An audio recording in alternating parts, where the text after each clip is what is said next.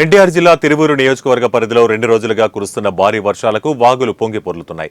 గ్రామాల ప్రజలను revenue, police, మండల అధికారులు అప్రమత్తం చేశారు. పొంగి పొర్లుతున్న వాగుల వద్ద సర్కిల్ ఇన్స్పెక్టర్ గిరిబాబు బందోబస్తు ఏర్పాటు చేశారు.